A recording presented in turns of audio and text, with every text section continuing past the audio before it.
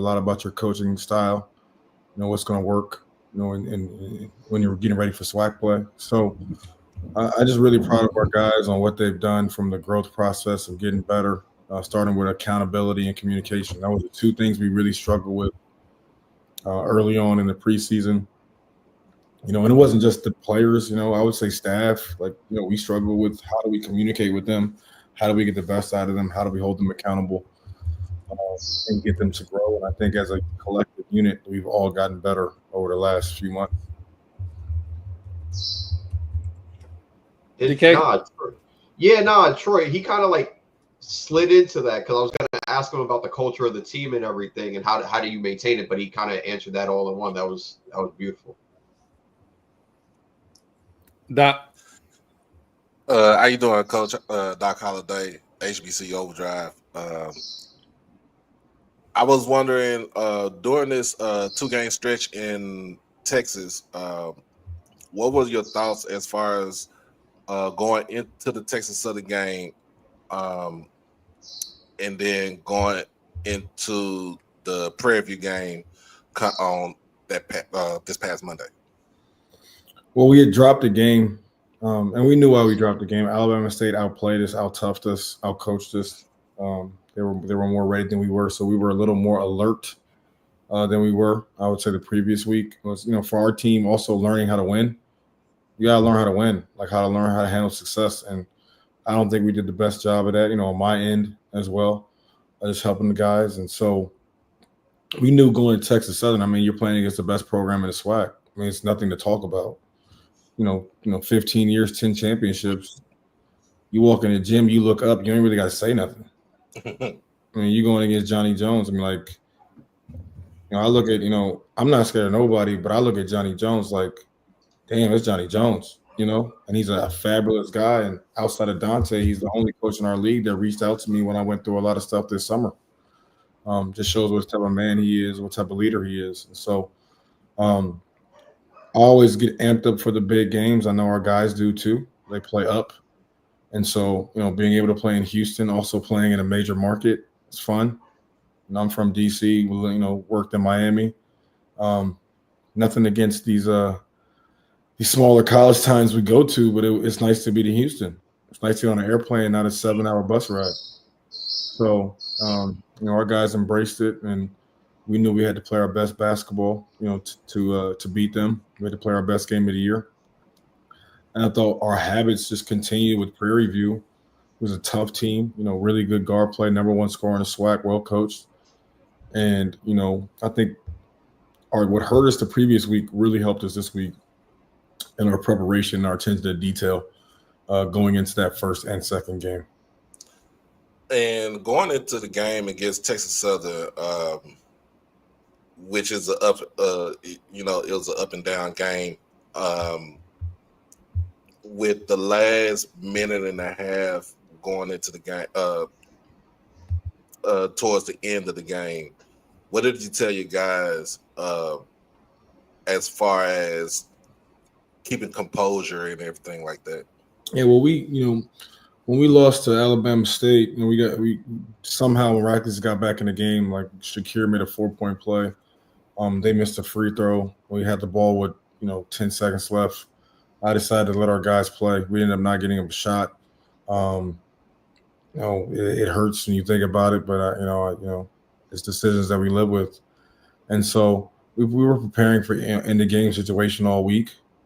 So we knew how serious it was, and we knew it was going to come. Winning this thing is going to come down to those plays. And so our guys were very calm. Even when they made the three, Johnny threw up a great play. We were calm and we were good and ready to go. And then really having that next play mentality. We're not really harping on things that happened before and just trying to really get ourselves programmed for what's next. Okay. You want to go, Troy?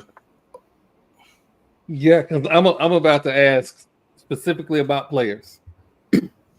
I'm old school, and I always like that one guy, that garbage guy that you ain't got to do nothing special for. He just going to get out there and get it. Who is your garbage guy on your team? I ain't going to call him garbage. I'm going to call him glue. But it's it's Jordan Chapman. It's not even a question of it. It's Jordan Chapman. I mean, since he got back, we're 7-1 in the SWAC since he got back. And Jordan, he's a 40% three-point guy. Hasn't even really shot it that well in conference compared to where he is. Always, he's guarding the best player. I mean, if you look at the job that he has done on other teams' best players, at 6'4.5", every bit of 205, 210 pounds, a real 3-and-D guy, who doesn't turn the ball over, who can make shots and who's selfless. It's him. And sometimes, that can get lost in the shuffle from the outside. But we make sure we highlight him on a daily basis of his importance and what he is to our team. And so when getting him back was major, and it's really changed the complexity of the culture of the program. See, that's I kind of felt like, like I was telling you earlier, I can't say you don't have your guys because the guys are playing. The guys that you got are playing. So I can no longer say he ain't got his guys. These are my guys. I mean, remember, a lot of people didn't like the fact that I wanted my guys. Okay, that's not every. Now it's now he got I don't forget nothing. So I'm got all the receipts. Sure. So he was one of the guys that we wanted to stay bad. He was the first call, Jordan Chapman. On tape, he was tough. I thought he shot the ball well. 8 rebounds last year against Grambling, and it was the toughest team in the SWAC last year. So I'm like, I got to keep this kid. Like, he's got to stay. And he's been every bit and more a coach's son. And you love having coaches' sons because they get it, they understand. We have a great relationship, and I'm just so happy that he decided to stay.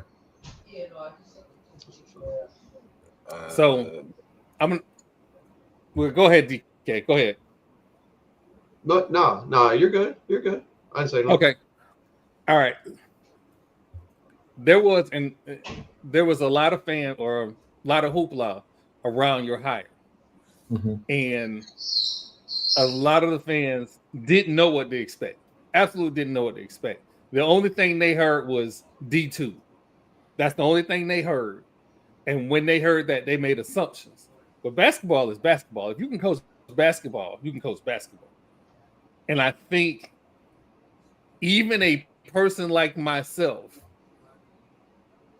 are believers. And again, I had urged any and everybody who would listen, just talk to the man. And I'm wondering, have alums and fans, since you guys have been on the road and we've seen a lot of the social media with the fans and alums coming out to games, have you had a chance to talk to a lot of fans and alums and try and convert them to believers? Yeah, I mean, we did our collective, did a tour for me at the beginning of the year. So went to California, Dallas, DC. I also went to the alumni convention just to meet people, so they know who I am, just to talk to people, develop relationships, show them how serious we were about the program, to listen and to learn about the Florida A&M culture. And so I think that helped us out a lot. No matter where we go, we take the time out to spend time with our alumni who support us and take care of us. And so, they definitely have. I mean, we get a lot of love on the road. I will tell you that. Like, Texas loves us. I mean, they treat us so good in Texas and Dallas. And then, DC's home for me, so it was really good to go there. But yeah, we have in Jackson. They treated us great when we went to Jackson, and they're gonna treat you better when you're winning. So, yeah, I mean, we've had a really good feedback and good communication. I think a lot of people were on the, you got to show me. I was never worried about that. I was more of like, don't switch up. Like, if you don't like me now, like, don't like me when I'm doing good. And remember, John Moran said, "Don't stay on that side. Like, I'm good. We're good over here." and that's how our guys are, man. Our guys feel the same way. Like, we're motivated, to compete every single day. We know our beginnings are very humble, and we know we're just starting to really turn it up to where we need. I feel like we're just getting there. Like, we're like, even though it's 7 out of 8, there was some wins there. We kind of gutted out. But I thought we played, pretty much a complete game yesterday, outside about 3 or 4 minutes. And then we were good against Texas Southern when we didn't get a favorable whistle game, for lack of better words. I got one. Going into the season right now, you're 10-12 overall, 7-4 in the SWAC. You have more wins this season than the previous coach had in the last two. In that sense, SWAC play and overall play. I remember I talked to you during media day, SWAC media day on the Zoom, and you're an analytics guy. And when people talk about analytics, they're like, is all the numbers and everything coming in? What are some things that you try to get the fans to understand about what your analytics for you about analytics, what it means for you? Only thing fans need to know is the analytics of winning and losing. Like they don't. I don't feel like we need to explain ourselves, to them about or to anybody about our style of play besides recruits that we're trying to get to come in, and what we're trying to accomplish. I mean, if you are a real basketball person and you watch the NBA, you watch Europe, you watch summer league, you watch Division I college basketball. Watch everything. I mean, if you watch basketball, like you understand. If you're a casual, just fan, and you know how it is. I'm 40. I'm 41, so I grew up in the 90s. It's not the 90s. It's not the 90s. I know. No back to the basket, no drop step, none of that stuff. Not the 90s. Like we got 6'9" wing coming down, Caleb Washington doing 4 or 5 ball screens, and people are looking like, how do we defend this? And he's not down there banging, posting up. Like he's down there with the ball in his hand, shooting fadeaways, pull-ups, and throwing dimes, pocket passes, and lobs. So, for us, I spent time, when I worked for the Summer League in 2023, it really opened my eyes. I was always big into shooting. Just because it opens up the floor for everything else. And so, just dealing with Summer League and learning more just really changed my viewpoint on some things on both sides of the basketball. And I think it's just helped our guys, and it's a new look to this league. But it's here to stay. And you just talked about 90s basketball. There are some basketball teams that pretty much was their running gun up and down the court. One of my favorite teams in the NBA was the Denver Nuggets back in the late 80s, early 90s. Alice English, those guys right there. They shoot the lead off the ball. Your style kind of reminds me of that, and then also when it comes to your defense, it reminds me more of a old school Tarkanian amoeba style defense. How did you get your guys to try to buy into that? Well, I mean, I just we recruited your skill set, to work together. So all of you were. I didn't take anybody. It's like we just took this guy. This guy's good. Like, can he shoot? Can he pass? Can he dribble? Can he play defense? Can he switch? Okay, he can't do this, but he can do this. Okay, well, this guy can play with this guy, and this guy. So we told them, like, we built it for you. And it was a plan that was put in place. We're not just taking the best player. There's certain measurables that we look for in length. There's certain shooting percentages that we look for that we know fits us. It's just what works for us. And so, just the constant growth of getting them to buy in and telling them that, this is for them. And then also, like, when we develop our guys, I don't develop our guys, and some people are not going to like this, but y'all know me by now. Like, I don't really care. You got to develop your guys for what's next after this. You might be a sophomore. You might come in here and get 15. What's next after this might be, a CAA level.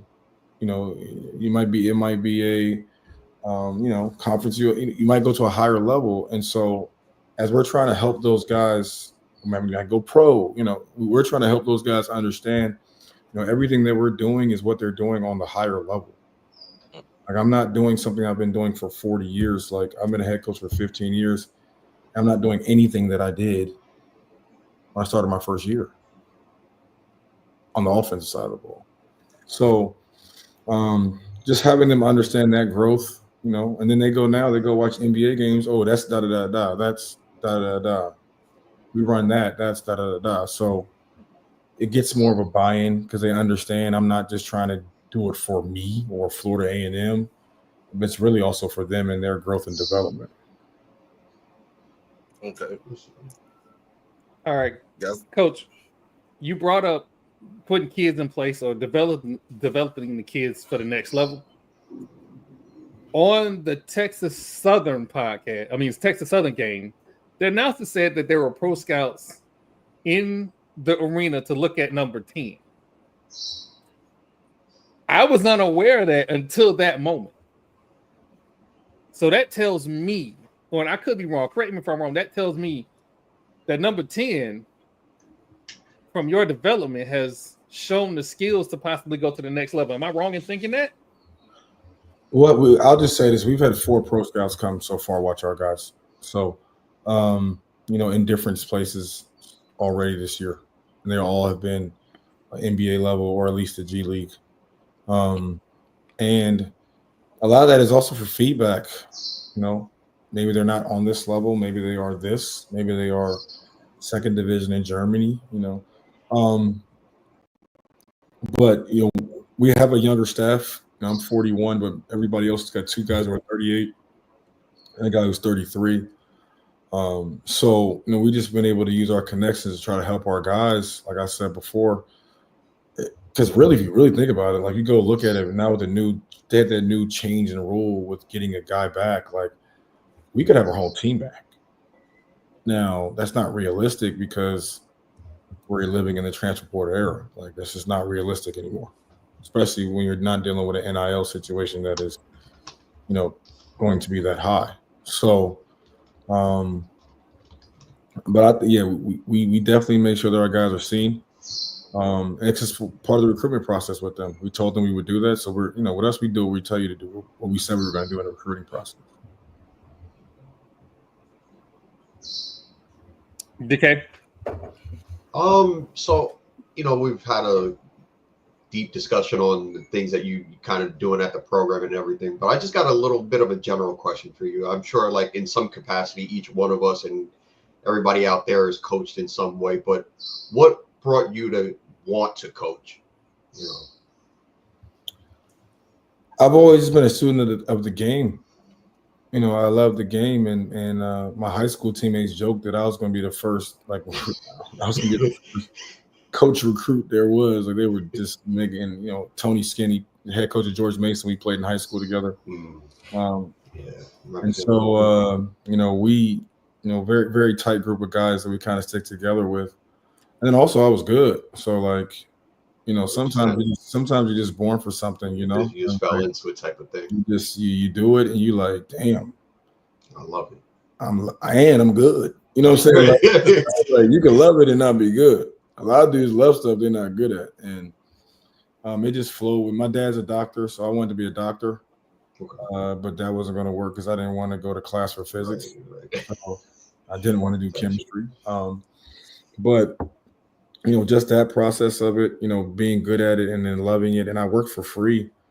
I started as a 9-year-old AAU coach during 9-year-olds who were shooting on their own basket. I coached for free for 8 years before I got any money. And it wasn't a job. And I didn't even think at that time that I would do it I thought I'd be like a high school coach, maybe getting like $1,000 stipend, and I'd be good with that. I have a regular job and I'd be good with that. Right. But God had other plans. That's what's up. I got a couple questions for you, Coach. Got a big game coming in this weekend against Jackson State coming into town. Yes, I am a Jackson State alum. So what do you want to tell the crowd? What do you want to tell the people in Tallahassee about this game right here and just tell them to come out? I've been telling them to come out since I got here. They just got to do it. At first it was, we're waiting and seeing, and are they going to win? And you don't need to worry nothing about that. You need to come to the game. Like, you're a fan, be a fan. Like, come to the game and cheer, clap, say something, scream on the free throw line, make noise. Or we do something good, stand up. They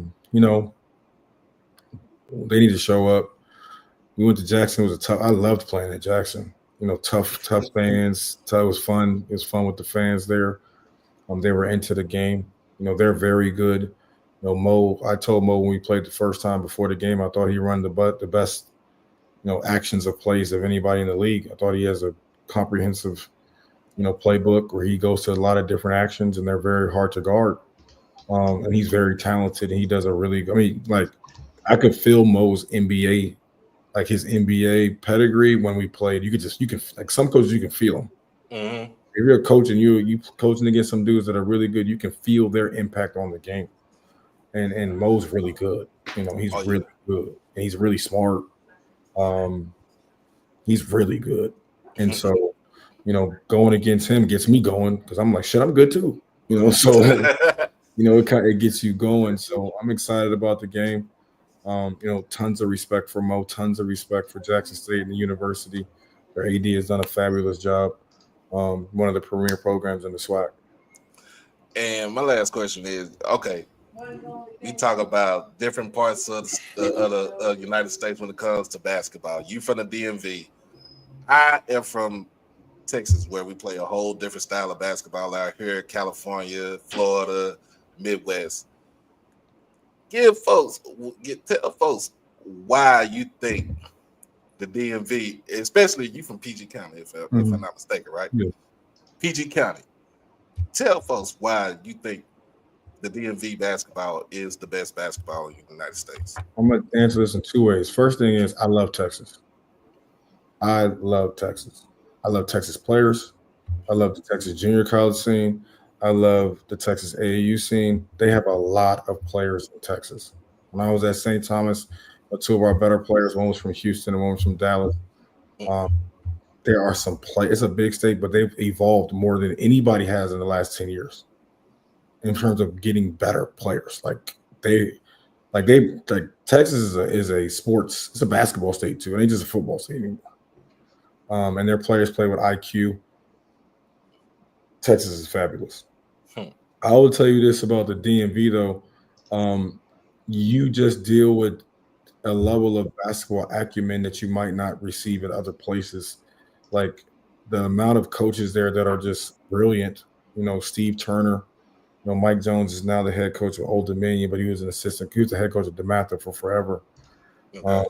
You're looking at Malcolm Battle. I mean, there's so many guys there. My former player, Desmond Wade, he's coaching at a high school, has the number one player in the country in the class of 2027, Baba. So, there's so many players and the coaching is so good.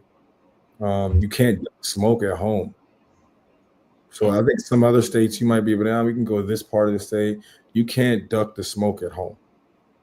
Like, if you're good, you got to play against somebody, and you got to play against somebody every single day. Right. And so I think that kind of separates us a little bit. And it's really just, and also let's not forget from an economical standpoint, the DMV is the most affluent Black community in the country. Right. And basketball has become a pay-for-play kind of type of sport with trainers, AAU, gym accessibility. Yeah. It's changed the game. And so you coming from a city, in that area, the DMV, where you have so many, African Americans that are making, $100,000, $200,000, $300,000 that want to see their kid do well. They have the resources to help them get there as well. So that's part of it that nobody really talks about, but we're really able to see being from home. Okay. I got it. Coach, I haven't been to the DMV yet. So, I got to get up there. Gotta get up there. All right, Coach. I got one question, and then I'm gonna have a brief comment. You talked about NIL transfer portal. FAMU has an NIL collective, and just like all the other HBCU collectives, they are building and growing. How impactful do you think that will be going into the future to help bring in recruits? Well, there's a lot of stuff going on right. First, it's gonna be very impactful. That's the first thing. There's a lot of things going on now with the NCAA about schools possibly being able to pay themselves. But the collectives are going to be a big part of it moving forward. It just depends on the partnerships, that continue to, bridge the gap. That would work for us. Like I would like to see more of these HBCU brands that sell all these HBCU things develop NIL partnerships. I don't think it's a hard thing to do. Like if you run such and such college luxury something, like why wouldn't you get the best player at Florida A&M and give him all your Florida A&M gear and make him post it? It's not very hard. So I think for us just, using some of the resources that we already have for the culture, bringing that together. But it's going to be impactful because you want to be able to give guys something. These guys, these guys, it's tough. Think about it like this, like we practice. So like we started practice on Tuesdays are off day. So this week we had practice Wednesday, Thursday, plane, Friday, practice off the plane, Saturday, game, Sunday, practice, Monday, shoot around, Monday, game, Tuesday, today, fly back to Tallahassee. We got back an hour and a half ago. And today's supposed to be the off day. They got to practice tomorrow. Like they don't deserve 10,000, 5,000. It's tough. It's tough. It's tough on their bodies. We're expecting them to win. They know I'm not playing no games. Right. We're not playing games over here. We're trying to win. So it's definitely impactful and will be impactful moving forward as we try to push the narrative and get the best players that we can get. And it was good. Well, my bad. No, I was just saying it's good to have I'm just family. Trying to get coaching. Oh, I'm gonna say this, right? I know what's happening tomorrow. I know what's happening tomorrow. Board of trustees. Pay this man. This man has proven he's a winner. This man has done everything asked of him and then some. This ain't about whatever you felt about the last person. This man has come in and changed the culture of the university. Again, I haven't been this excited in a very long time. In a very, very long time. Cut the check. And again, y'all know me. Y'all know how I feel. Oh, wow. So cut the check. we literally being good because like it's all them deep people in the chat right now, and I'm trying to be the good peacekeeping Samaritan. But they feel them. I'm gonna be in town. So fans, come out, support. The kids need you. The coach needs you. It's a new day. Coach, thank you for coming on the Madness Basketball Podcast. I will be in town. I'm going to try and reach out to the new SID or that department so we can get after game interview, but I will be in town this weekend. Thank you, Coach. I appreciate y'all. Thank y'all for having me on. Thank you for being a day one too. So I really appreciate that. I know who was, trust me, I got all the receipts. So I know who was on that side early. And I definitely appreciate you. That man said he watching. It cut the check. Appreciate you, Coach. Appreciate y'all. I will have, right, Coach. No problem. Hey, man, again, thanks, Coach Square, for coming on to the podcast. Absolutely. Enjoyed the interview. My coach got fired. I'm sorry. I'm a little excited. Hey, man, cut the time. Hey, talk to y'all boy, y'all BOT, and tell them to cut the damn check. That's real interesting. You know who we got on we got on the Gathering of Old Men podcast. See, I talk about St. Pete a lot, right? Because Yeah, St. Pete is my hometown. And we got Devron Gibbons. He's a boot skin, but he's also a FAMU Law School alum who's on the board of trustees. We're going to have him here Thursday. We're going to have some conversations about athletics. We definitely going to talk about that meeting that's happening tomorrow. What you gonna say? What you gonna say? All my folks, make sure y'all tune in. There will be a collaboration again on Thursday night. So that is on the agenda. But we're gonna take a brief little moment, decompress, because that was a good interview. Enjoy having Coach on. Definitely enjoy having Coach on. But we're gonna take a quick little break, and we'll be right back.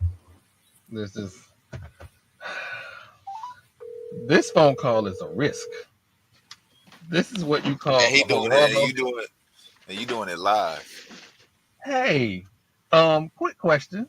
What shoe size is Ash? Because Marlo is going to get him some snakeskin Rattler Air Force Ones. Yes, sir. He getting them. He what size is he? I don't know. You don't know about his shoes last. Shit, am I supposed to know that? Oh, dear Father God. Remember when I said this is... First of all, you interrupted me eating my fucking french fries. And that's rude and disrespectful.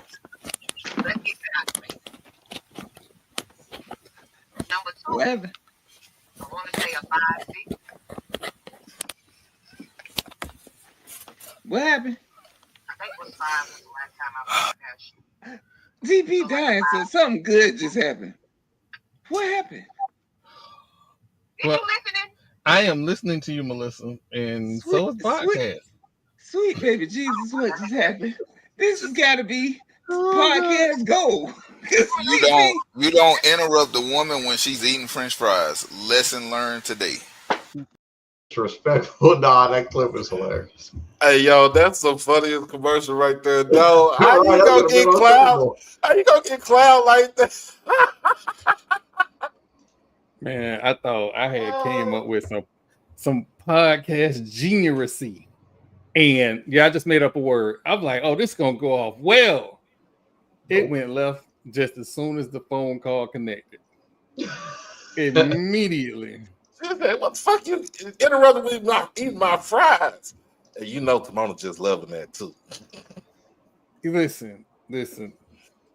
You know who you have kids with, right? But it has been a while since we have engaged. We're gonna play it one more time. One more time.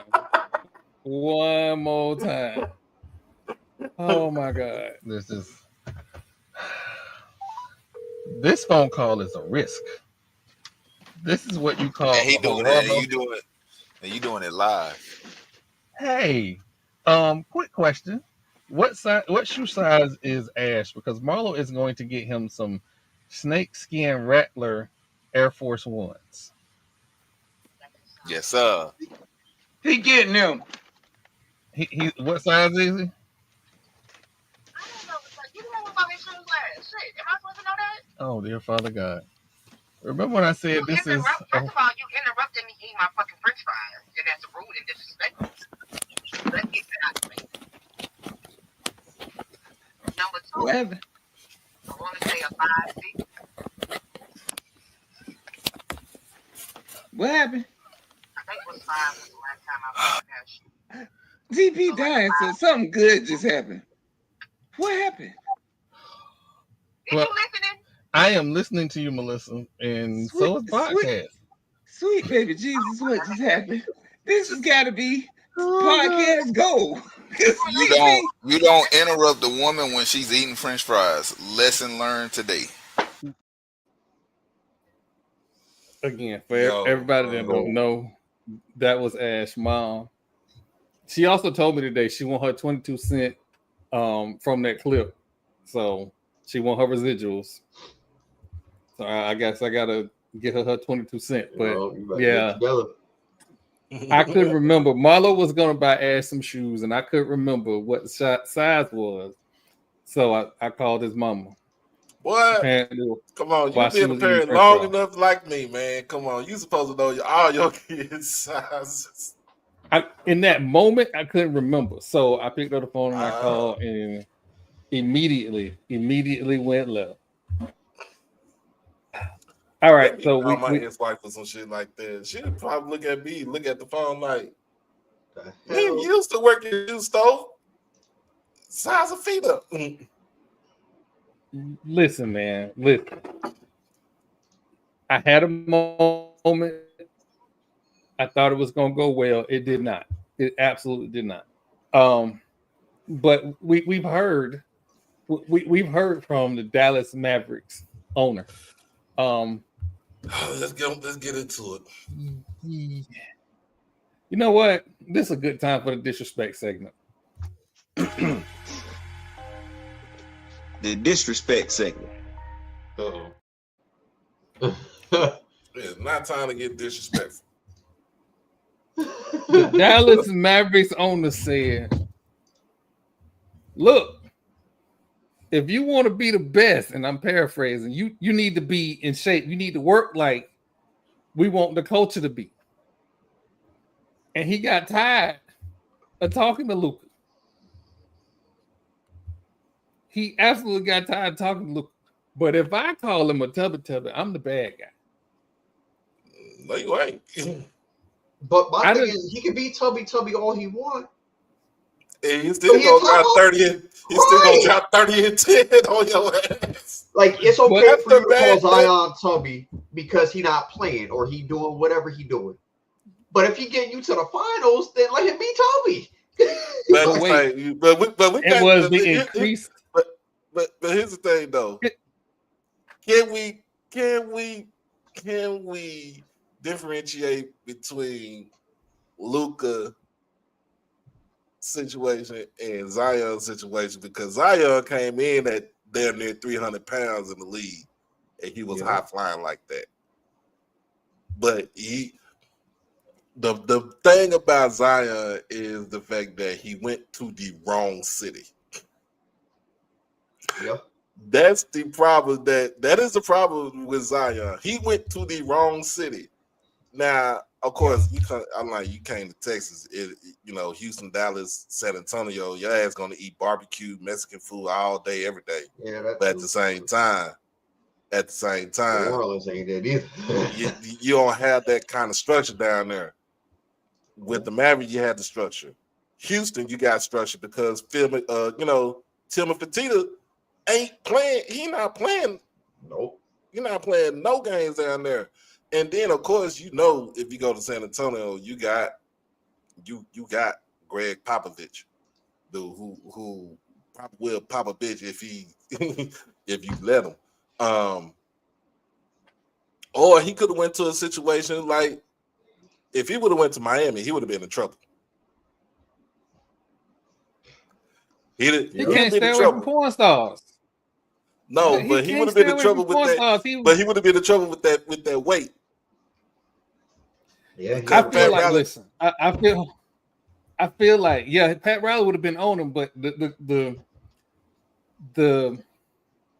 variety of cuisine in Miami, there was enough for him to get healthy options and it still be soul food, ethnic, Spanish. It's enough there so he would not be. Everything wouldn't have gravy. Everything wouldn't be sugar. Like he could have ate conch salad till the cows came home and wouldn't have gained no weight. So Miami would have been fine, but New Orleans was just trouble from the start. He down the street from Bourbon. You go to the French Quarter. You go to Cafe Du Monde and get your beignets. It's just the fact that he had no structure down there in New Orleans. That was like if he would have came to Dallas, he would have had some structure. We tried to give Luka some structure. Luka is still young, Luka's gonna do what Luka wants to do, but They sit on the La La Land. Oh, it's finna get ugly. Luka finna be 289. that man about to go down to Roscoe Chicken and Waffles and shit. He about to get him some. He about to get him some. This is what my ex used to get. She get this shit all the time. Zucchini fries. Like, man. Well, I'm just saying, like, you listen. You know what?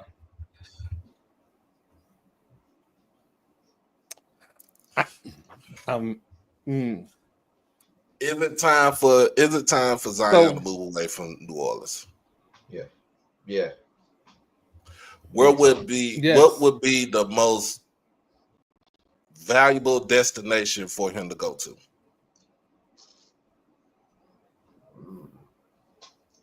Now that is actually a very good question. I don't want to say it loud. I will. I don't want to say this out loud.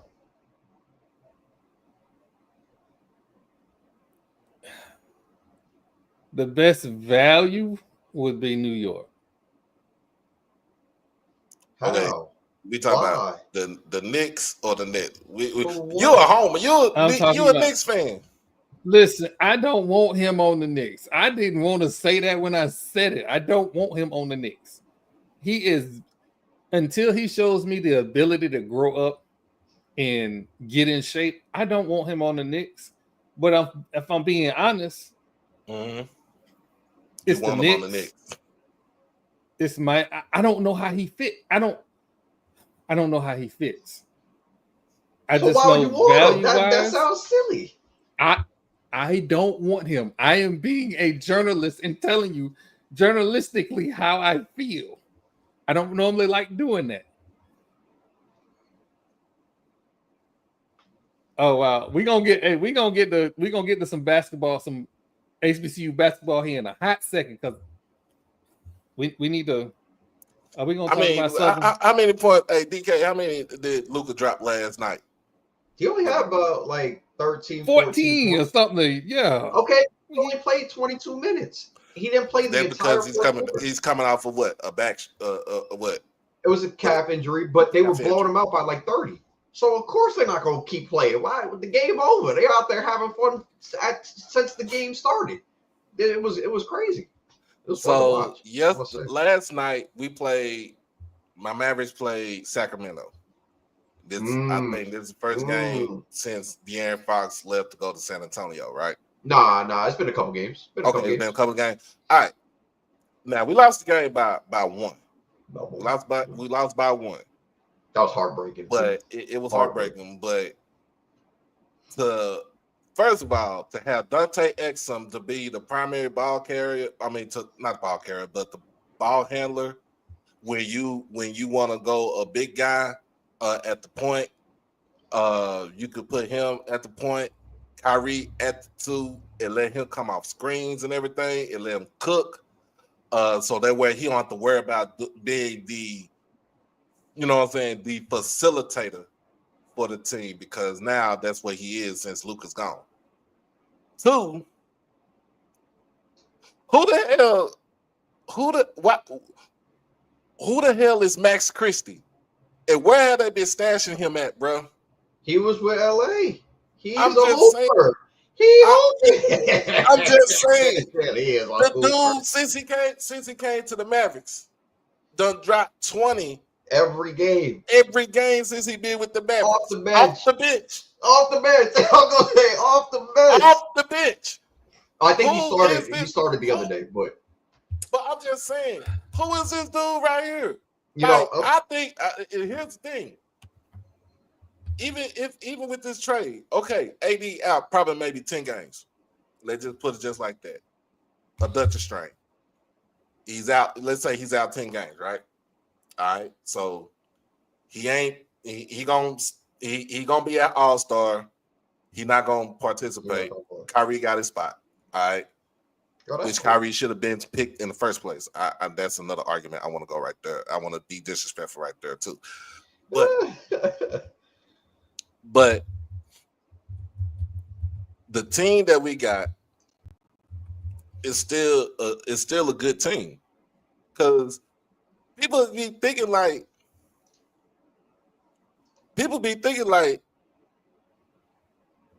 Clay can't cook. People be forget that we still got Clay Thompson on the team. Like he can't go out there and bust your ass for like 20. Yeah, he did that the other day.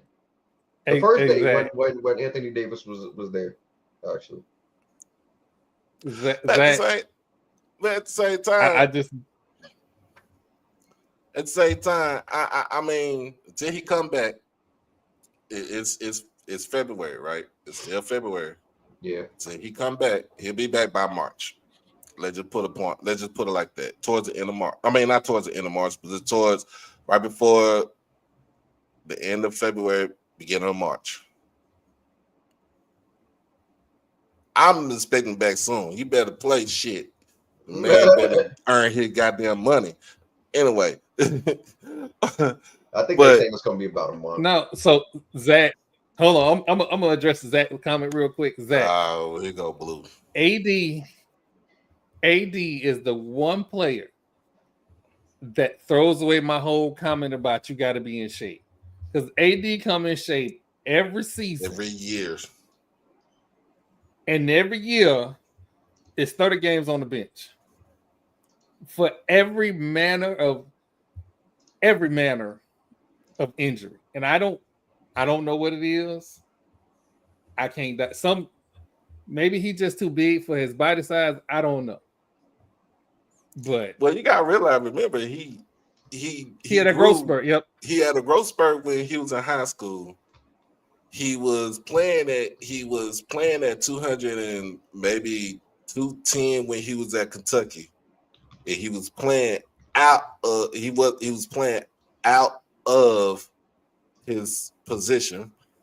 Then he gets to the league. He gets to like 225, 230 when he gets to New Orleans, but that's where all your issues come in, because he's trying to put the weight on, put the muscle on.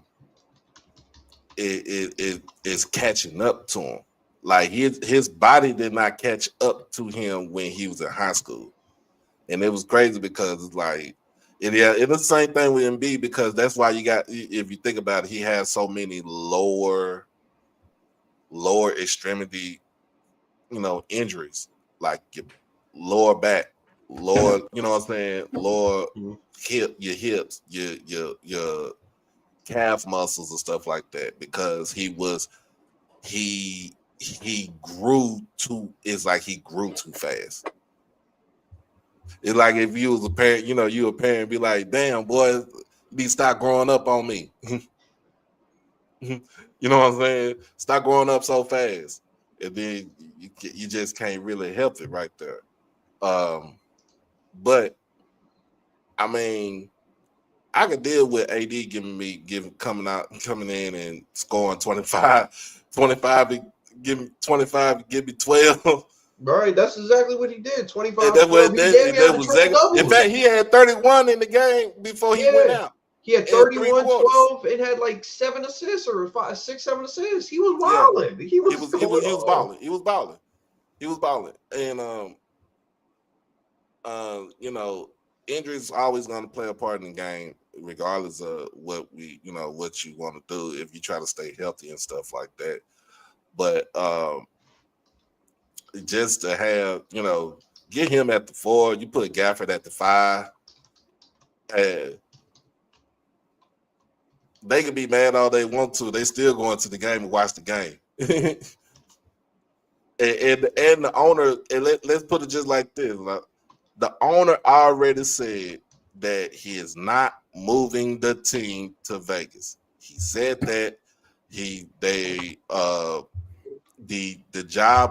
deal is for them to get a casino in the state of Texas in the next maybe 5 to 6 years. It has got to come down to a vote from down in Austin.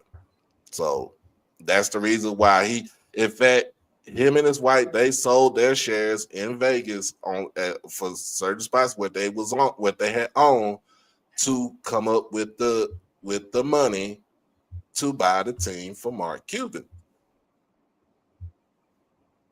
So Mark Cuban deal was, he's a minority. He doesn't have too much of a say. He doesn't really have a say about the team anyway. He's a owner. He's like a governor emeritus, if you really think about it. His deal is that he's going to get if they come in and get a casino in the state of Texas, especially in Dallas, he would get a cut of some of the profit. Mark Cuban is not a stupid man. He knew he planned all this out for a while. Let's go. All right. So while I was attempting to watch the FAMU game last night, which the stream, and I had just gave PV like their play-by-play, the graphics, everything up until the point that the stream stopped was amazing. Yeah. Absolutely amazing. So I was cool like with the game, and then it stopped, and which is why I couldn't talk a whole bunch about what happened, because the stream never came up and I got notifications the game was over. So the only thing I could do was watch the box score.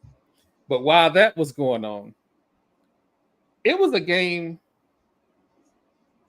slobber-knocker game that was happening between Southern and Alabama State. That went down to the wire. In Montgomery. In Montgomery. See, I ain't been around the SWAC long. Blame PV versus everybody. Leave Lionel alone. I was trying to look at the box score, and I'm gonna tell you some numbers I didn't think. Southern shot 22% from 3-point land.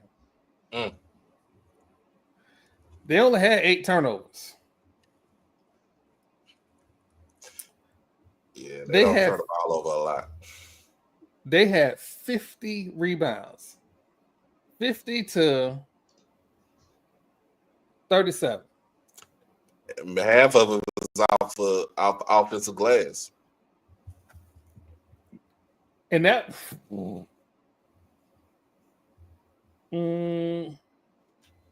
yeah, they had 22 offensive rebounds. But they shot 37% from the field. And Bama State shot 44.6%. That was the game. That's the game right there. How many did Bama? What was the percentage from Bama State shooting from the three? 38.5%. How many did they shoot? 26. They made 10. So that's 30 points right there. Yep. That's 30 of the. They scored 82 last night, right?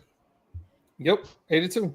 So and that's 30 of the 82 they scored last night. So 52 points came from either in the paint or mid-range or from the free throw line. Right. How much from the free throw line for Bama State? They only shot Bama State only shot 70% from the free throw line. They shot 14 to 20. 14 to 20, but still that's 14 points right there. So 14 plus the 30, that's 44. So 38 points came from them scoring in the paint. They went 20. Southern went 25 for 22 from 3. It's a bunch of dudes that was jacking up threes. Matter of fact, only 2 dudes made a 3 that game for them. Yep. One dude went 4 for 9. The other dude 1 for 8. Everybody else nothing. 5 or what? 22. Yeah, that says that they were down in the game. And I'm just gonna say this: this SWAC tournament is gonna be kind of wild. It's gonna be kind of wild. And I will, and again, I want to thank the ladies for coming in and ogling my head coach. Please understand, I want that same energy when I do the same at your head coach, your latest head coach.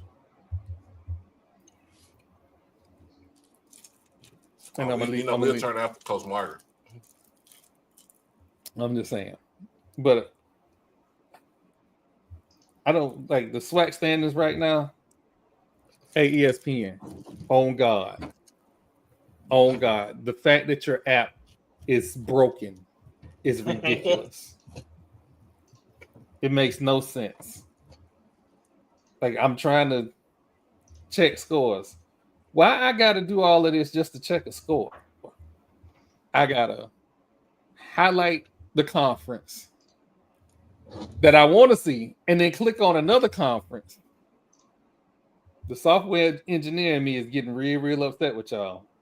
That's what I said earlier. I'm not even going to lie to you. It's like, I don't care about the top 25, man. Give me all the games, and then I'll go from there. Man, this SWAC, on the men's side for the SWAC, looking very interesting since Southern lost last night. Jackson State and Bethune-Cookman took victories, and FAMU took a victory in fact, Bethune and FAMU was on the road in Texas. Yep. Now, we one game behind that school in Daytona. Tied with Texas Southern. This tournament ain't gonna be what people think it's gonna be. No, it's going all 12 rounds. Right, it's going to be a dog fight. Rounds, because just oof. Just think about this.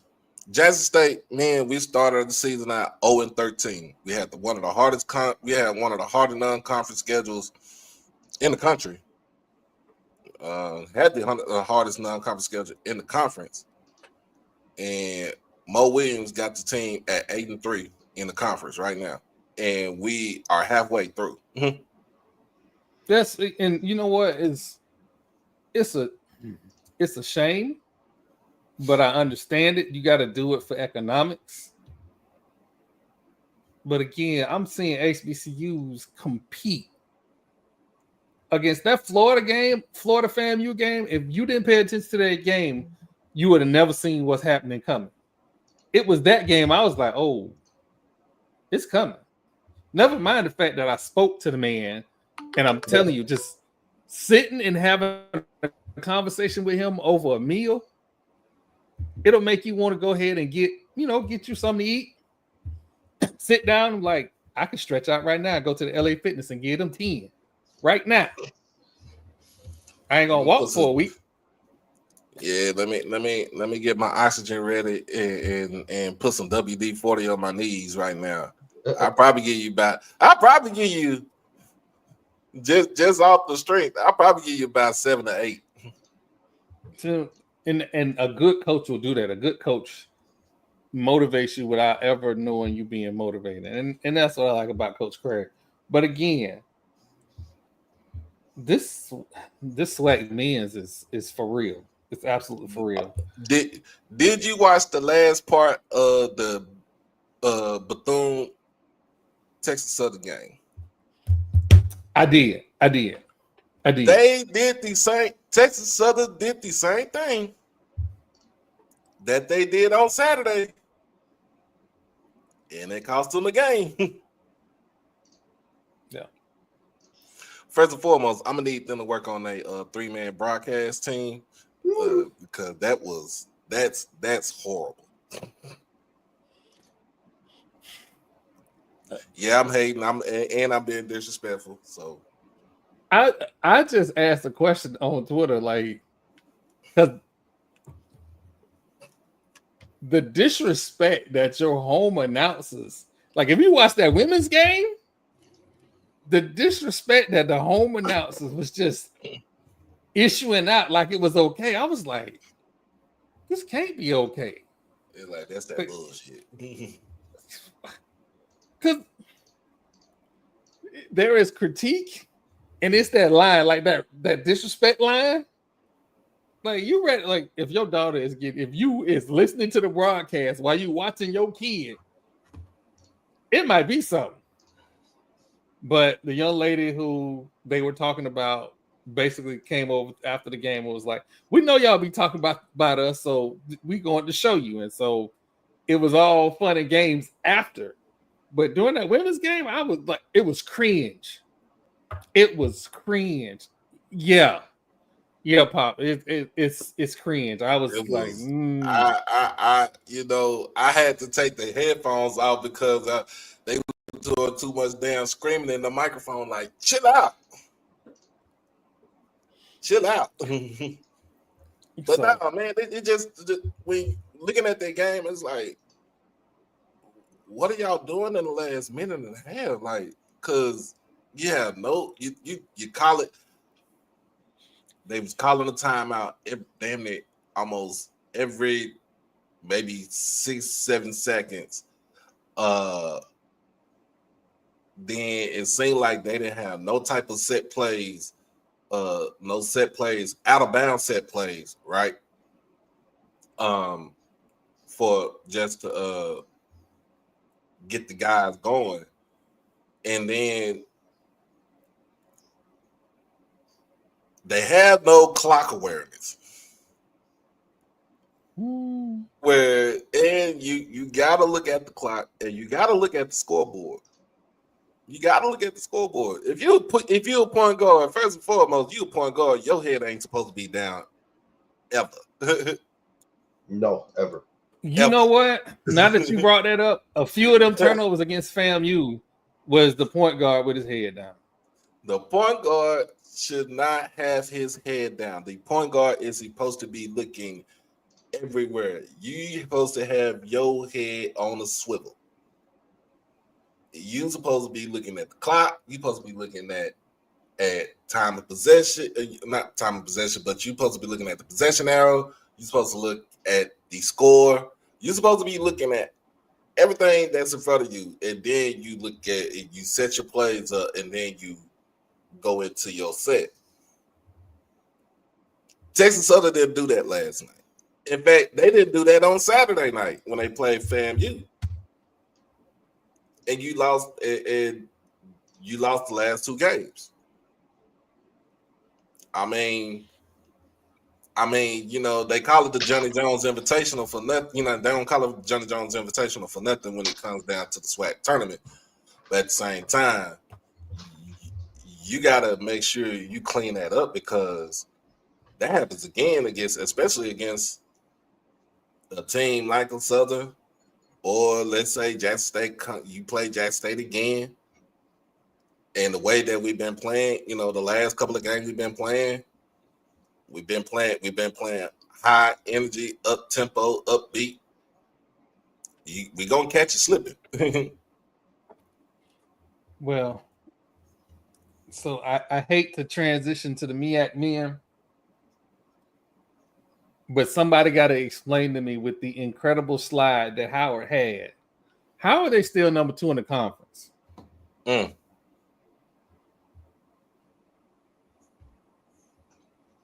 don't even make sense. They lost. I know I'm not dreaming. They lost 2 games. The two schools back to back. The last one on Martin Luther King Day. They're still 5-2. Well, because it's D2. Just don't count. I mean, but they play Bowie. And then Morehouse ain't no slouch either. That's how you see. But somebody, and everybody wanted to have their little comments about How this and how that. Even Howard fans were like, "Oh, this is what we do every year. We have this little mid-season slide." Y'all still second in the conference. Damn. Morehouse though. Morehouse.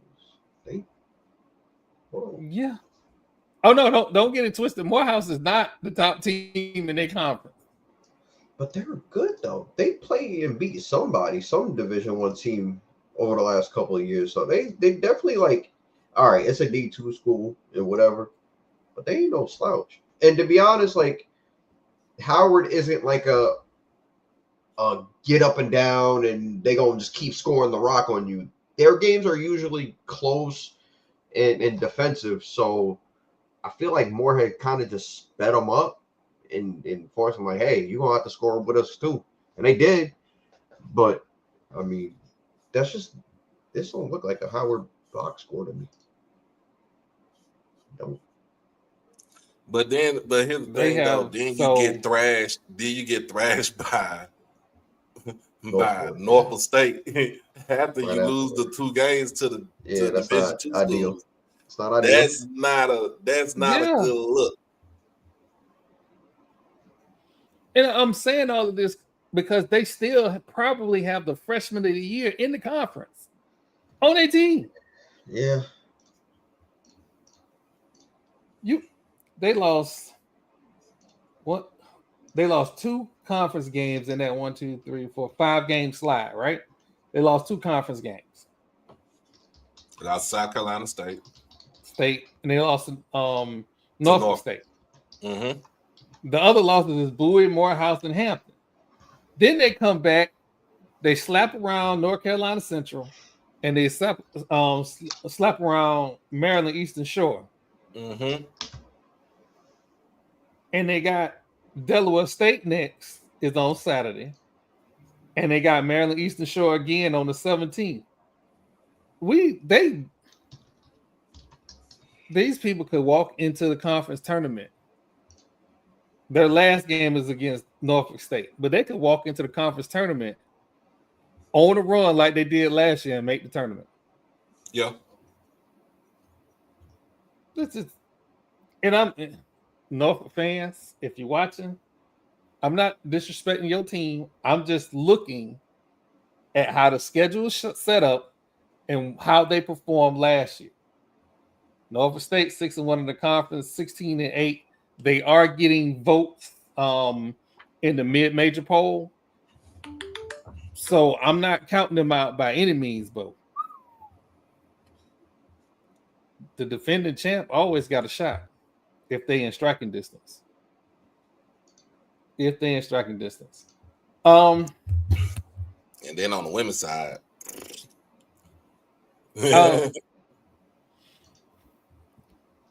Can we just go ahead and pistol in Norfolk State women as a 12 seed and quit playing? Anything less than a 12, you playing in our face. I would say we riot, but who you riot to? Who do you ride to? But I just Diamond. We Diamond fans over here. We Diamond fans over here. We definitely Diamond fans. I think it would only be right if we talk about SWAC women's basketball. As I attempt to pull standings up from ESPN. And I want to act like I ain't got no beef with ESPN, but this app trash. Absolutely trash. So right now, Texas Southern is 11-0 in conference. I don't know why that still seems strange to me. It does sound strange, but she's whooping everybody's ass. They are on an 11-game win streak. So basically, they hit conference play and just been running. Southern's 9-2, Jackson State 9-2, Alabama A&M is 8-3, Grambling is 6-5, Alcorn is 5-6, FAMU is 5-6. That school in Daytona is 4-7. Alabama State's 3-8. Prairie View is 3-8. Valley is 2-9, and UAPB is 1-10.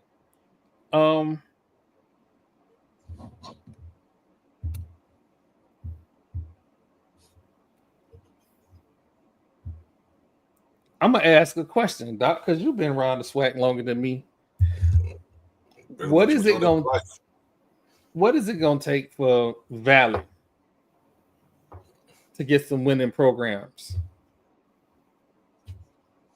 What is it gonna take for Valley to get anything? A new administration. Right. They're gonna have to. It's a whole culture shift. Whole culture changes what they Got got a whole culture, man. That's on both ends. It's men's and women. It's not just like, oh, the women's team is doing good and then the men are lacking behind, or vice versa. The whole program seemed to not, and this not even just in this sport either, if I'm correct. So football is you already god awful too, right? You know what I'm saying? So they just need, like Doc said, they AD, the whole staff, everybody go, all gone. Just start new. But, and I want to be hopeful because they hired the Seminole T-Buck, but I'm not seeing anything. But it's always gonna come down to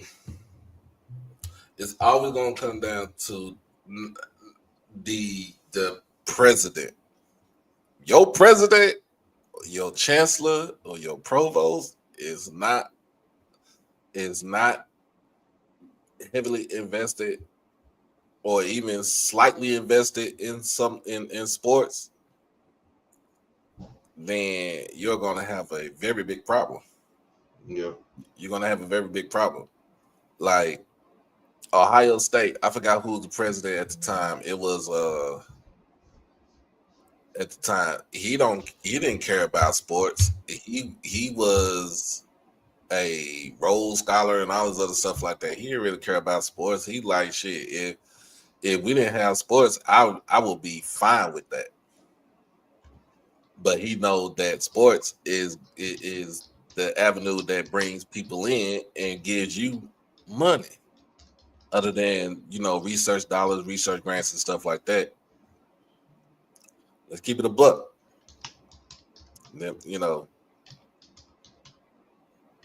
What's going on, Band Talk? Shout out to the Bethune-Cookman Wildcats for the win last night.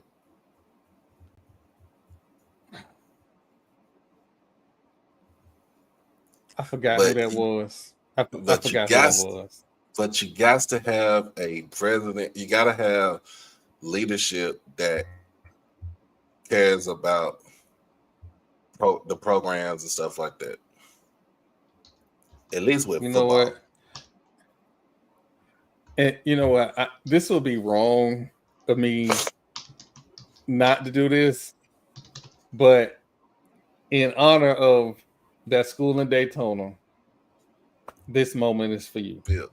Still, what the hell is that on the screen? Did that shit say BCU donation fund? We're going around the whole SWAC, Marlo. The whole. Why in the fuck is it under my picture?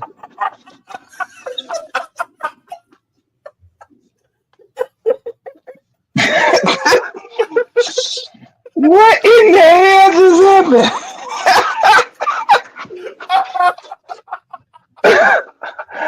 My bad, y'all. I tell you what, Marlo will never hesitate to alienate a whole fan base. Oh man.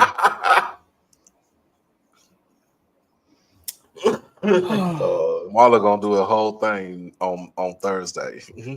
Oh my God! When he find out it's one game separating that school in Daytona and family. Oh my God! He gonna lose. He was supposed to be on here tonight. He was supposed to be on tonight, and I would normally call him, but as y'all can see, me making phone calls doing podcasts don't normally go well, so I ain't gonna do that. But yeah, Thursday night Thursday night is gonna be fun. So we earlier this week, I'm gonna address something on Twitter because all the foolishness for me happened on Twitter.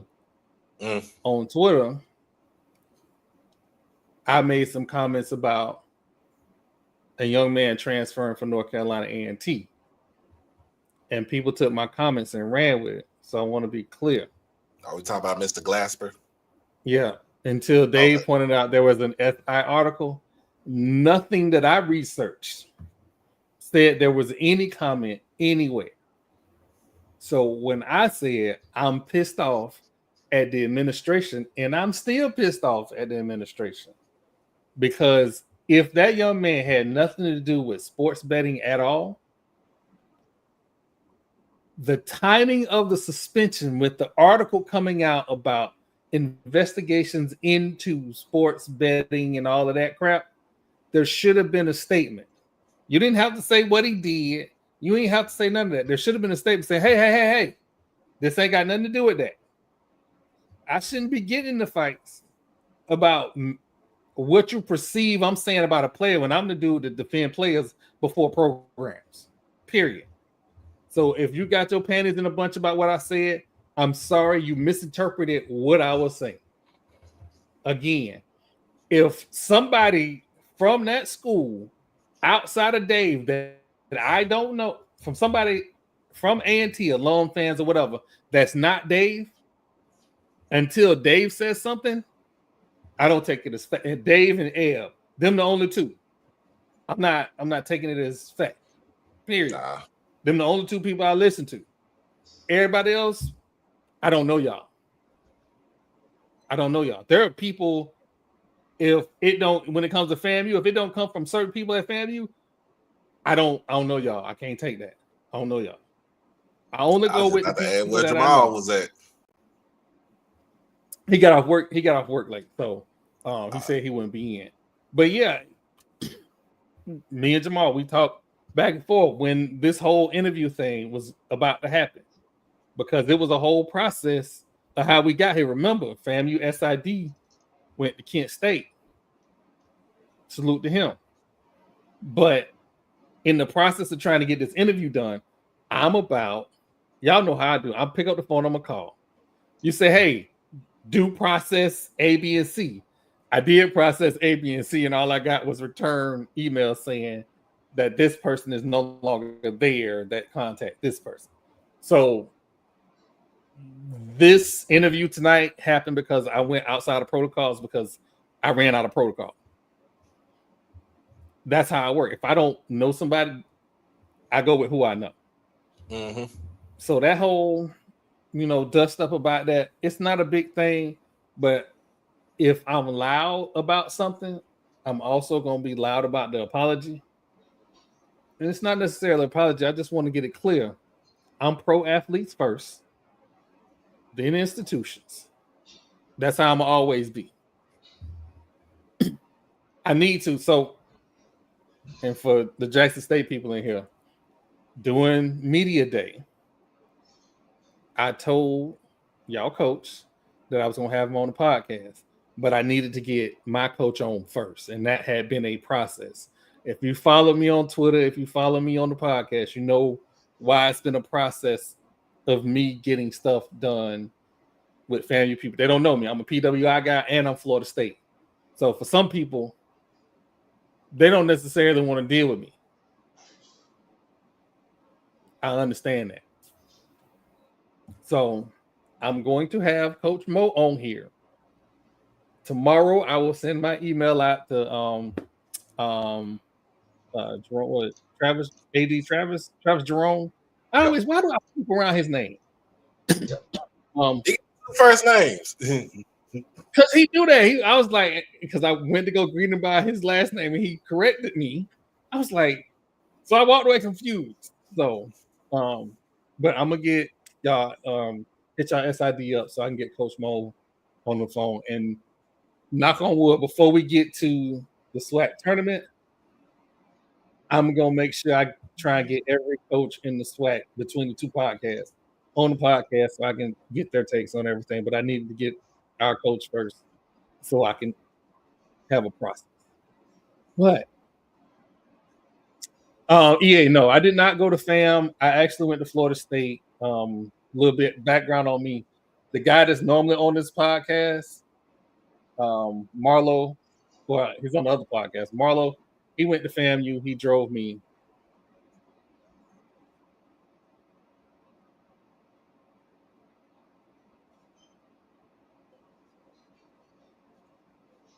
I think I'll probably go. I'll probably hit up Travis. Okay. We'll probably hit Travis up. We can try to get him on here. Does Cedric think I can like part the Red Sea? I don't know. It just I don't know. We gotta look. Say there are people that rock with me. There are people that rock with me. There are people that don't rock with me. Trey Day, hilarious, absolutely. If you see us on Twitter, me and Trey be carrying the peace treaty flag, but it's baseball season, softball season, so that treaty finna go real out the window real quick because it's a group of dudes that don't do nothing but talk trash about softball and baseball. I'm one of them dudes, so I don't know how well I'm gonna be the peace treaty guy when as soon as we get a win, I'm gonna be talking trash, especially them people in Daytona in them ski masks and them belts. Y'all like whoop nothing. Not the ski mask. They won nothing. I'm trying to be good. It go look. See, if I'm being a buck, it go both ways. It go both ways. And the problem is that there are some people on both sides that don't know the line between trash talk and personal. I'm not ever gonna get personal with anybody. I'm not. I got this thing. I lead with love. So I'm not going to ever get personal with you. At some point, I know me. I'm a different kind of petty. I'm petty and toxic. So I have to remove myself from the situation. So I'm just petty. I'm see where your mama stay.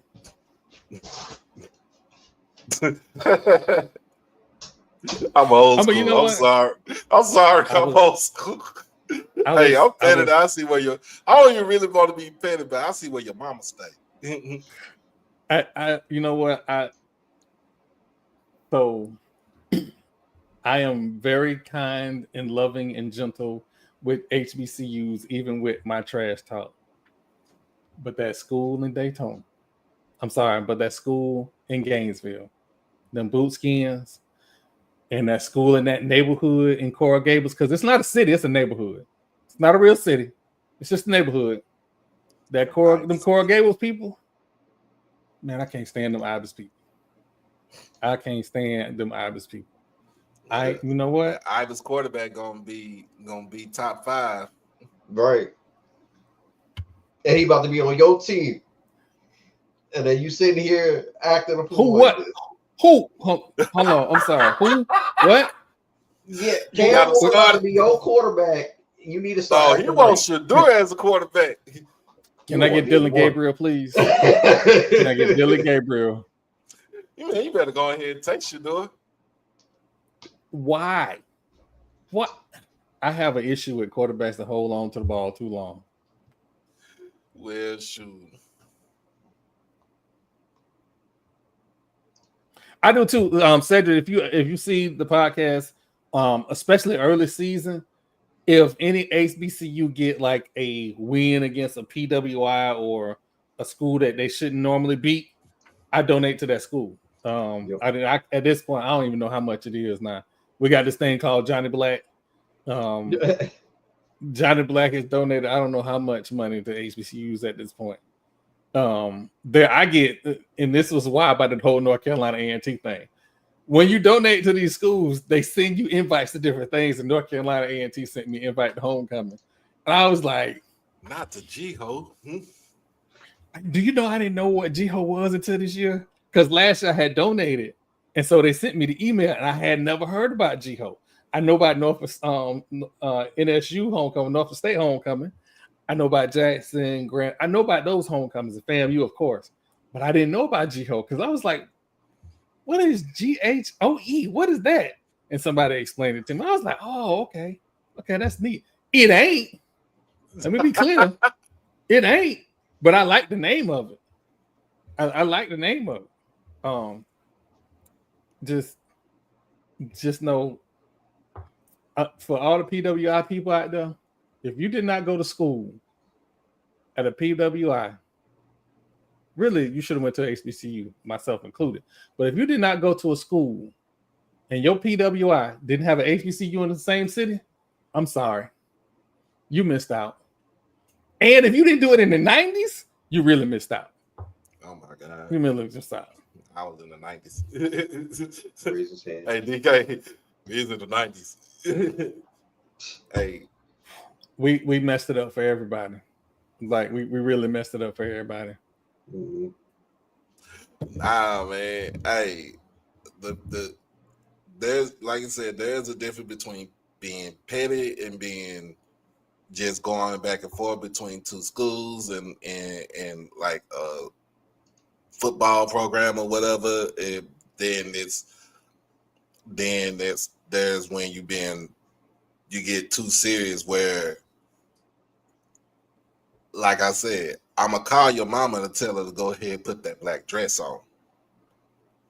Yeah, y'all done seen me tell them Ibis people that I dated their mama in the 90s and your daddy looked just like me. I mean, they grandma in the 90s and your daddy looked just like me. That was my go-to. Like, that was my go-to. That's petty Not there, bro. Not to be fair, sometimes Trump be writing checks and don't expect them to come back. So I was on Xbox playing Madden, I think, and I told this young man, I said I dated your mama in the 90s and you look just like me. And he came back and said, Dad, ? I just logged off. You win. You win. I ain't had no comeback for that. So talking trash can get you in the wrong places. But I definitely, like, if you ever see me, I got love for all HBCUs. That's just, please understand, that comes from FAMU. That FAMU's always I have no issue with FAMU. I never had an issue with FAMU. Like I said, I had my family went to FAMU. My cousin went to FAMU. So I got a friend that graduated from FAMU. I have no issue with FAMU. Now it's just the fact, it's just when it's certain folks on Twitter that get to the point where they get super disrespectful, and then it's like you can do all that talking behind a screen, but you ain't gonna do shit in real life. Yeah. I'm 52. My rah-rah ain't that rah-rah. I got like 3 fights left in me, and one of them is for when Ash turned 13, so I got like 2 left in me. That's it. I'm finna call the people. All I want to do is go to the games, be merry, get my 18 ounces of gin and juice, and hang out. That's it. But again, like, you'll do wonders in Jackson. Do you understand the Hurricanes is the only reason why I didn't go to that Jackson game? Them Hurricanes messed up everything. Oh yeah, because they were back to back. I was gonna be in Jackson. I was gonna have mullet and them deep people t-shirts, and I was gonna have me a good old time. Y'all come to Tallahassee.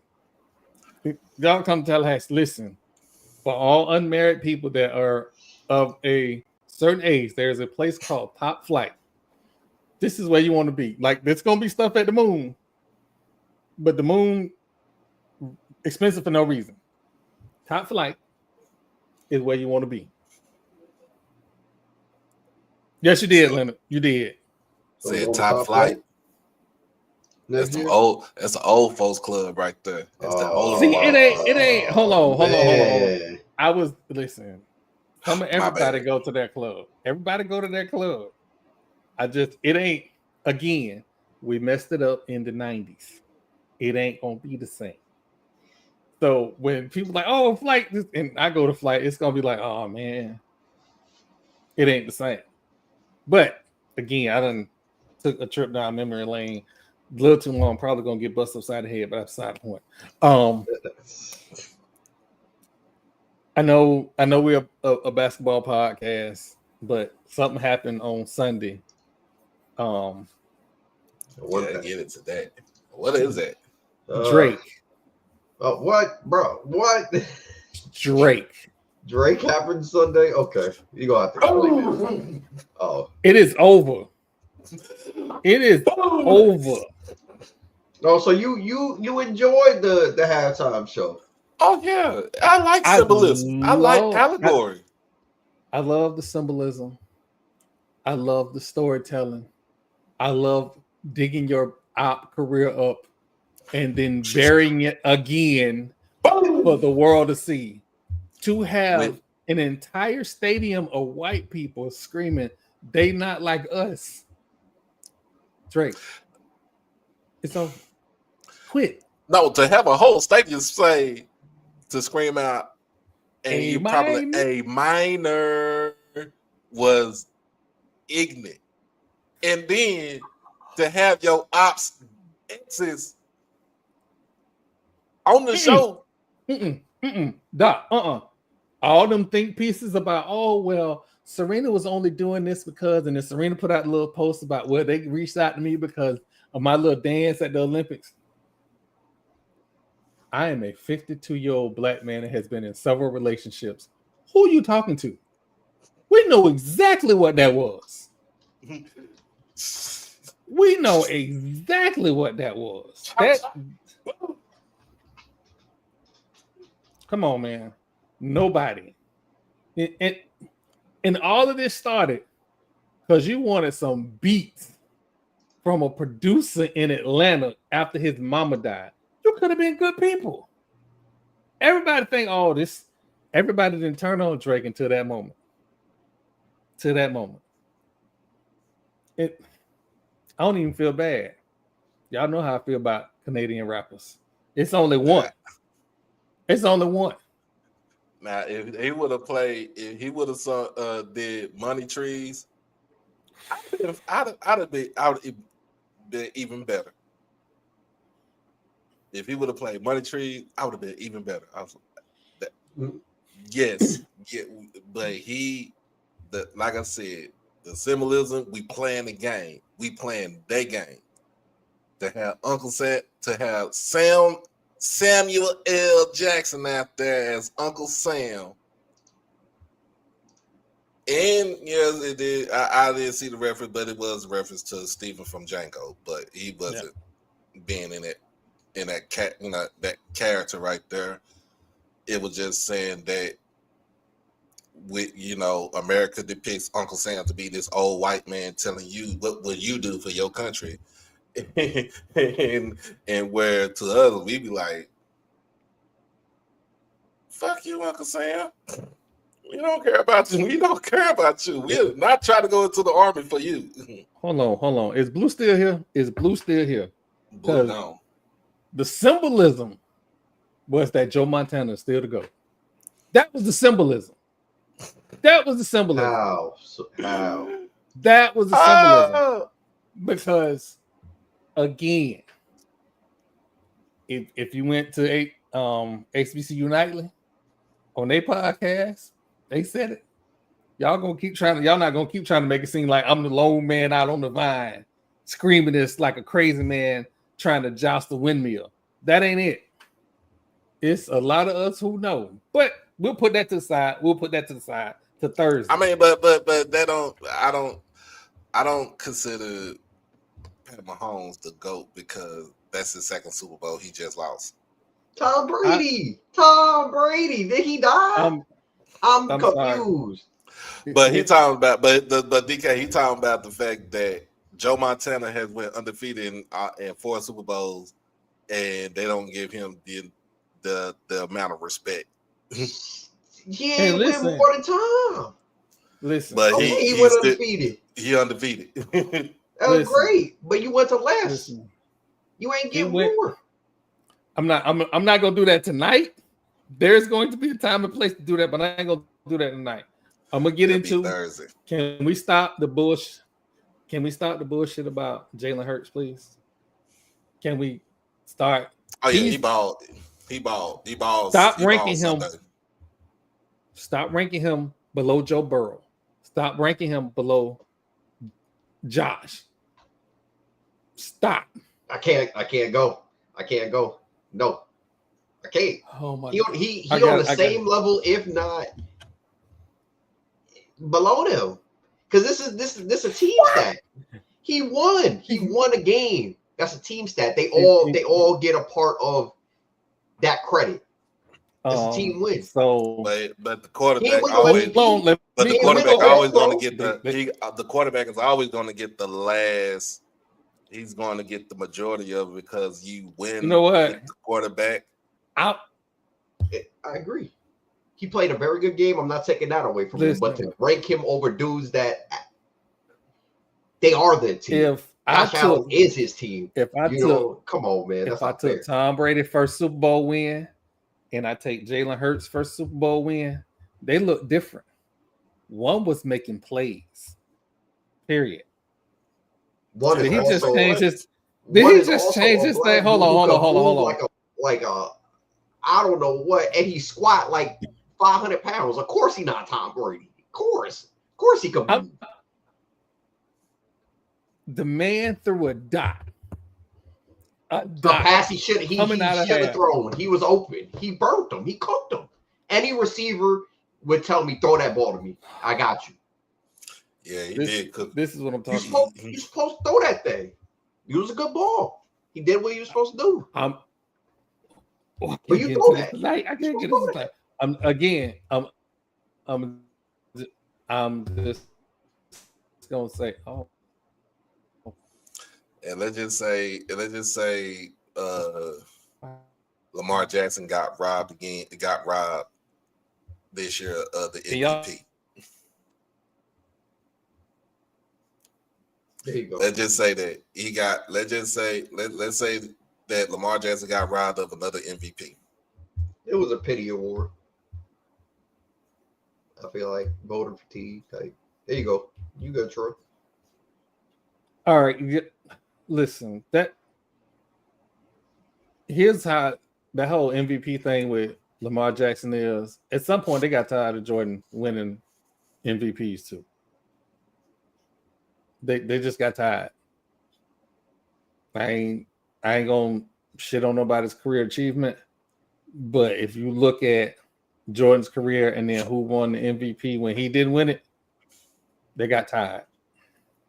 Now I'm gonna say it like that. But can we address Ed changing his name to DEI MVP Josh Allen? Can we gonna address that? I just happened to notice it. I literally happened to notice it. I was like, Ed told me like Lamar was robbed. Lamar was robbed.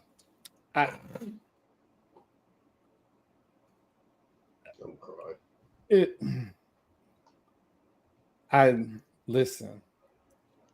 It is what it is. Again, we're going to be looking at Patrick Mahomes probably in another Super Bowl next year until Josh get his act together, Lamar get his act together. And we can just go ahead and that Joe Burrow thing is over. It's over. Like, it was cute while it lasted, but it's over. Said Joey Shiesty ain't he not the one. Let me tell you something. I said it here first. If you give me 3 first-round draft pick wide receivers, a defense, and a running game, I'll go win you a national championship too. Oh, wait. Florida State already did that. With probably... Yeah, I'm going to... Speaking of Jameis Winston, My man had a time. That man is the GOAT for this week. He had a time. Man, I want to live happy and free like that when I get older. And Jeb is Winston younger than me. What I will not be doing though, stand on business. I will not be dancing jigs down Bourbon Street. We're not doing that. We're not doing that. I got some standards and gout. So did you just say you got gout? Right on. Yep, I got gout for real. Like y'all joking, I got gout for real. Y'all listen. Oh my goodness. That 2023 Celebration Bowl, Ash was mad with me because I messed up the outfit because I got on one slide and one sneaker trying to get up the hill to get to our seats. I was taking too long. He was upset with me. So, and I had to make sure I got right this week because Friday is why the State Fair have the free Kids Day on Valentine's Day? They know what they was doing. Come take the kids too. Y'all, everybody celebrate together. Man. So I had to make sure I got right on that. But boy, I'm gonna tell you like this. Friday, all the restaurants gonna be packed like a motherfucker. Papa Do's gonna be packed like a mug down here in Dallas. Can I be messy? Can I be messy? Oh Lord.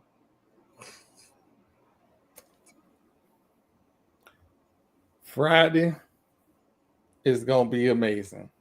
But it's gonna be some people who not gonna be able to be with the person they want to be with until Saturday. Side chick day. Side dude, side chick day. I'm just I see it all the time. Speaking of side chick, you know what? Can we talk about Montoya? Hey yo, why? Can we talk about Montoya? Nick, you need Nick for that on here, man. Man, we gonna. You know what? I'm gonna reach out to Nick right now and see if I can get him on for Thursday. Listen, Montoya got his revenge. I seen it. Montoya got his. How you? This me being messy. I don't care. How you gonna be Energizer Bunny one day, and now you don't want to look at the screen? You got your homegirl looking at the screen. I just shout out to Montoya. I understand, dog. You pushing that wig back. Apparently, DK don't know what we're talking about. Oh, the Spanish version of Temptation Island. I mean, he did it too. It's from what the comment section be saying. He did it too. He got a lap dance first. You gonna have to hold that, man. Nah. They say he went the whole 9. So I mean, he gonna have to hold that. Montoya, you gonna have to hold this. He got twice, man. Not once, but twice. Whew, man, he be all right. It's just the ratings went up though. I'm sure they did. They keep one. Yeah. Well, go ahead. Do Montoya again. Do him wrong again. I thought Montoya was gonna go out like a sucker. He did not. He did not. All right. Listen, great. It was a great podcast. I'm not even gonna lie. This week, for a lot of people who don't know, if you see the logo, it says established 2014. That was the year the actual website came about, because the original website for Fat Mouth Sports was just a way for me to take all the sports articles, put them in one place so I can read it at work. And then I had a coworker say, hey, send me that link. I want to read it too.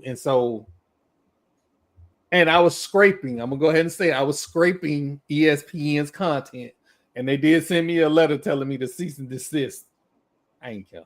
But that's how the website got started. So in 2014, the website started. So last year was the anniversary of the website. This week is the anniversary of our first podcast on Fat Mouth Sports. So this is actually our 10th anniversary of podcasting and content creation. And we went through every form of streaming platform to try and get our message out there, our brand of podcasts out. And we hit some bumps in the road. Apparently, you can actually bully a 6'3", 295-pound defensive tackle who make $79 million a year at the time, or $97 million at the time. You can actually bully him, and we lost our channel. And so we worked to get it back, and here we are. And I'm very thankful for everybody that has been with us along the journey or just stopped by to check in and see what we was doing. I'm incredibly thankful. The 130 that is in the building, thank y'all for coming out. Thank you for Coach Craig for coming out. Miss Jelks, ESPN events. I want somebody posted Black History and had her in it.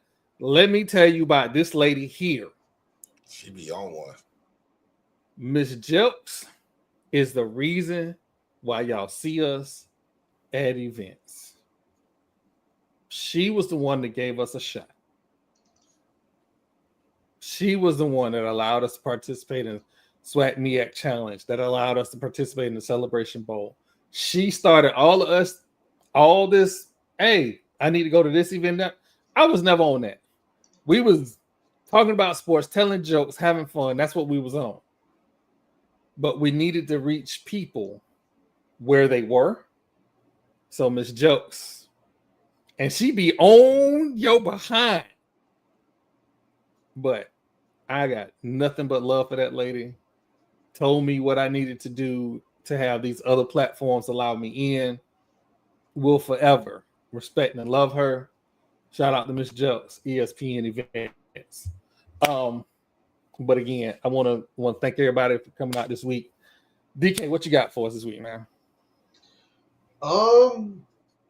Man, I guess my biggest thing after like talking to Coach Curry and like, I don't know, just this whole season, support the HBCU, support the non-Power 5 schools just as much as you do the teams that you know, the Dukes, the Florida States. Support them just as much because it means a ton. It means a lot. It means a lot to the players that are there. It means a lot to the coaches, everybody. So that's kind of, and I got a lot of that vibe from him too as we were talking to him and the questions that we were asking. It's just getting the support. They know what they can do, but it's just getting the support from our end is very much needed. So I'm on board with it, man. And I appreciate you, Troy, for kind of shedding a lot of that light too. And we come on here to speak basketball, and you know that me being a betting guy, I like to watch a lot of the NBA and things like that. But you've kind of shed a lot of light on the MEAC and the SWAC and the HBCUs and just a lot of the teams that just don't typically get that love. So I appreciate it, and I hope everybody else that's watching go ahead and does the same. Educate yourself a little. All right, Doc, what you got for us this week? I guess I'll probably get to do a show tomorrow. Talk about a non-HBCU who shut down its football program. And